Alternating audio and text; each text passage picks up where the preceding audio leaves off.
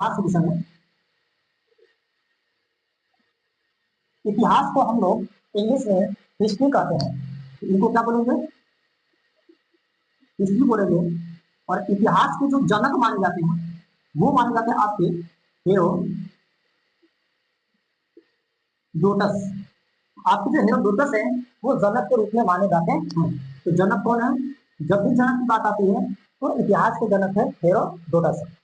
अब हम बात करते हैं कि जो इतिहास हमारा है वो तीन भागों में बटा हुआ है। कितने भाग है आपके? तीन भाग है। जो इतिहास है वो तीन भागों में बटा हुआ है। तो उसको भी मैं बताऊंगा कि इतिहास के कौन कौन से भाग है। जब मैं एक एक भाग करके आपको पढ़ाऊंगा तो वो लेक्चर आपका बड़ा बड़ा बनेगा। अब इसके बाद बात करते हैं हम इस हेरोडोटस के बाद हम कहानी स्टार्ट करते हैं मुगल साम्राज्य के बारे में। मुगल साम्राज्य के बारे में यानी मुगल जो राज है मुगल साम्राज्य के अंदर जो राजवंश थे उनके बारे में कि उस मुगल राजवंश के सबसे बड़े जो सदस्य थे वो कौन था। तो मुगल साम्राज्य के राजवंश की बात करते हैं तो मुगल साम्राज्य के जो राजवंश थे वो सबसे बड़े लोग सबसे सबसे बड़े राजवंश बाबर को माना जाता है। और उनके पांच वंशज मिलते हैं। कितने वंशज मिलेंगे? पांच वंशज देखने को मिलेंगे।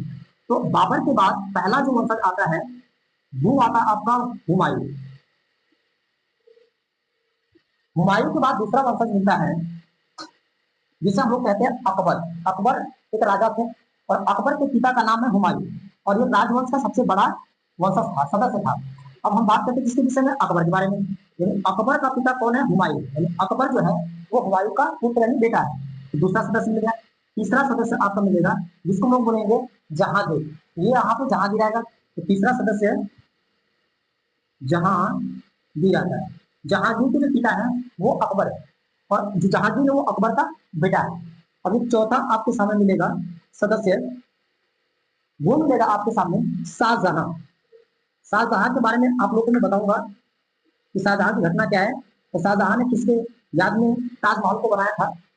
अब जो शाहजहां है, शाहजहां का जो पुत्र है वो है औरंगजेब। ये पांचवा सदस्य के रूप में आता है। ये पांचवा वंशज जो है बाबर का यानी मुगल साम्राज्य के जो राजवंश था उसका सबसे लास्ट जो सदस्य था वंशज था वो था औरंगजेब। तो पांचवा आता है औरंगजेब।